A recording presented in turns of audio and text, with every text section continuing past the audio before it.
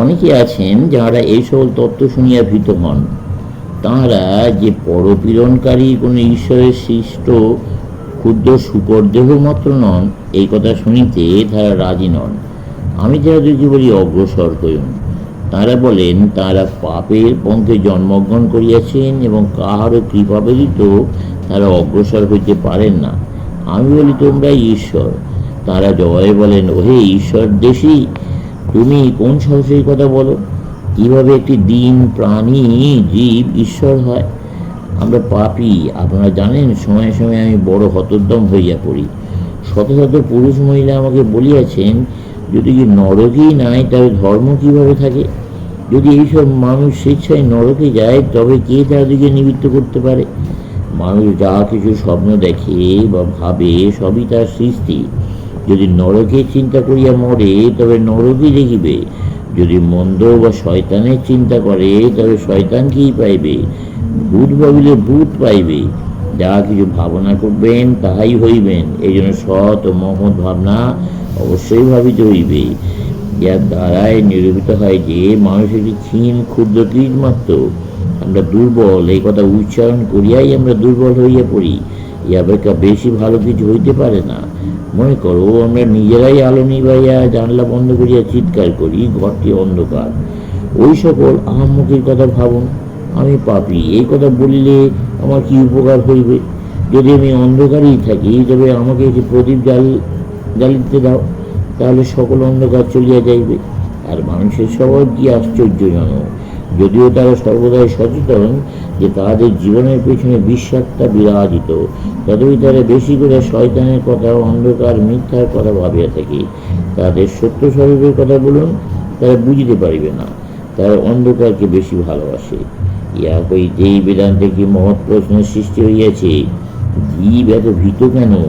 এর উত্তর এই যে জীবগণ নিজেদের অসহায় এবং অপরের উপর নির্ভরশীল করিয়াছে বলিয়া আমরা এত বড় যে নিজেরাই কিছু করিতে চাই না। আমরা একটা ইষ্ট, একজন পরিত্রাতা এবং অথবা একজন পরিত পুরুষ চাই, যিনি আমাদের জন্য সব কিছু করিয়া দেবেন। অতিরিক্ত ধনী কখনো হাঁটেন না, সর্বদাই গাড়িতে চড়েন। বহু বছর বাদে তিনি হঠাৎ একদিন জাগিলেন, কিন্তু তখন তিনি অতর্ব হইয়া গিয়াছেন। তখন তিনি বোধ করিতে আরম্ভ করলেন, যেভাবে তিনি সারা জীবন কাটাইয়াছেন তা মোটের উপর ভালো নয়। কোনো মানুষই আমার হইয়া হাঁটিতে পারে না। আমার হইয়া যদি কেউ প্রতিটি কাজ করে তবে সে প্রতিবারই আমাকে পঙ্গু করবে। যদি কাহারও সব কাজই অপয় করিয়া দেয় তবে সে অঙ্গচালনার ক্ষমতা হারিয়ে ফেলিবে। যাহা কিছু আমরা স্বয়ং করি তাহাই একমাত্র কাজ যা আমাদেরকে নিজস্ব। যাহা কিছু আমাদের জন্য অপরের দ্বারা কৃত হয় তা কখনোই আমাদের হয় না। তোমরা আমার বক্তৃতা শুনিয়া আধ্যাত্মিক সত্য লাভ করিতে পারো না। যদি তোমরা কিছুমাত্র শিখিয়া থাকো তবে আমি সেই স্ফুলিঙ্গ মাত্র, যা তোমাদের ভেতরকার অগ্নিকে প্রজ্বলিত করিতে সাহায্য করিয়াছে।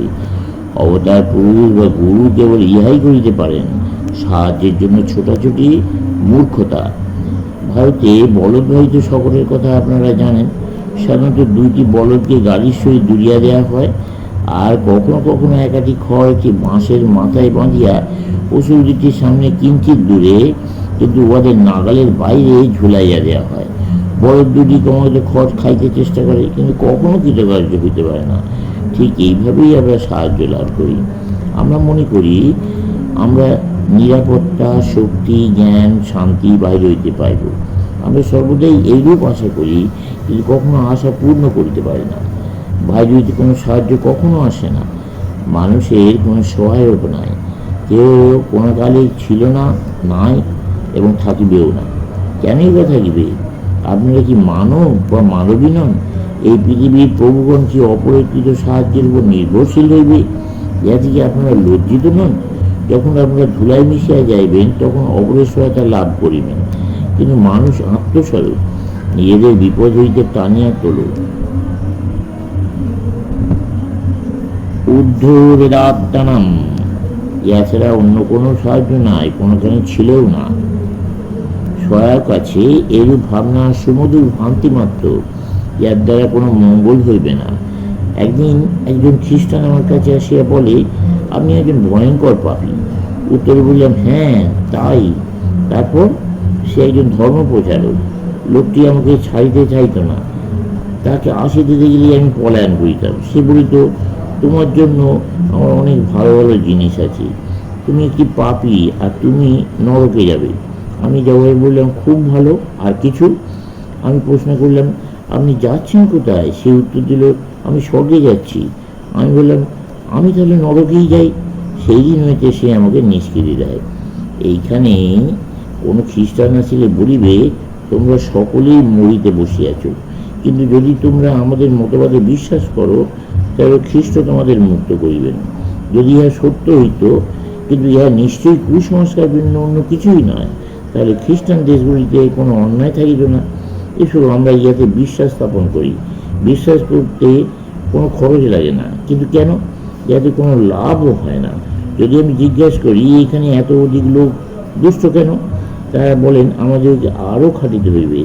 তার মানে ভগবানের বিশ্বাস রাখো, কিন্তু তল্পি ঠিক রাখো। ভগবানের নিকট প্রার্থনা করো এবং ভগবান আসিয়া সাহায্য করুন। কিন্তু আমি তো সংগ্রাম, প্রার্থনা এবং পূজা করি। আমি তো আমার সমস্যা সকল মিটিয়া লই, আর ভগবান লন তার কৃতিত্ব। ইহা তো ভালো নয়। আমি কখনো তাহা করি না। একবার আমি ভোজসভায় আমন্ত্রিত হইয়াছিলাম। গৃহকর্ত্রী আমাকে প্রার্থনা করিতে বললেন। আমি বললেন, আমি অবশ্যই আপনার কল্যাণ কামনা করব মহাশয়া। আপনি আমার শুভেচ্ছা ও ধন্যবাদ জানান। আমি যখন কাজ করি, আমি আমার প্রতি কর্তব্য করি। যেহেতু আমি কঠোর পরিশ্রম করিয়াছি এবং বর্তমানে যা আমার আছে তা সবই উপার্জন করিয়াছি, সে তো আমি ধন্য।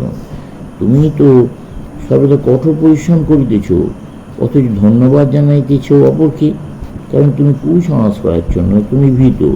হাজার বছরের পঞ্জীবিত এইসব কুসংস্কার চিরতরে ঝাড়িয়া ফেলো।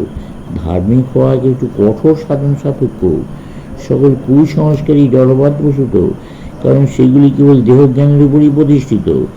আত্মার কোনো কুসংস্কার নাই। এর শরীরের বৃথা বাসনা হইতে বহু ঊর্ধ্বে। কিন্তু এই বৃথা বাসনাগুলি এখানে সেখানে, এমনকি অধ্যাত্ম রাজ্যেও প্রতিভাত। আমি কতগুলি প্রেততত্ত্বের সভায় যোগদান করিয়াছি। একটিতে নায়িকা ছিলেন একজন মহিলা। তিনি আমাকে বললেন, আপনার মা ও ঠাকুরদা আমার কাছে আসেন। তিনি বলিয়াছিলেন যে তাহারা মহিলাটিকে নমস্কার জানাইয়াছেন ও তাহার সহিত কথা কইয়াছেন, কিন্তু আমার মা এখনও জীবিত। মানুষ এই কথা ভাবিতে ভালোবাসে যে মৃত্যুর পরেও তাদের আত্মীয় পরিজন এই দেহের আকারেই বর্তমান থাকে, আর প্রেততাত্ত্বিকগণ তাদের কুসংস্কারগুলিকে লইয়া খেলায়। এই কথা জানিলে আমি দুঃখিতই হইব যে আমার মৃত পিতা এখনও তাহার নোংরা দেহটি পরিধান করিয়া আছেন। পিতৃপুরুষগণ এখনও জড়বস্তিতে আবদ্ধ আছেন। এই কথা জানিতে পারলে সাধারণ মানুষ সান্ত্বনা পায়। অপর এক স্থলে যিশুকে আমার সামনে আনা হইয়াছিল। আমি বললাম, ভগবান আপনার কুশল তো? এইসব ব্যাপারে আমি হতাশ বোধ করি। যদি সেই মহান ঋষি পুরুষ অদ্যাপি এই শরীর ধারণ করিয়া থাকেন, তবে আমাদের দিন প্রাণীদের ভাগ্যে না জানি কি আছে।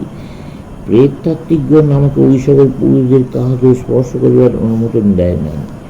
যদি এইসব সত্যও হয়, তবুও আমি ওই সকল চাই না। আমি ভাবি সাধারণ মানুষ সত্যিই নাস্তিক, কেবল পঞ্চ ইন্দ্রিয়ের ভোগ স্পৃহা।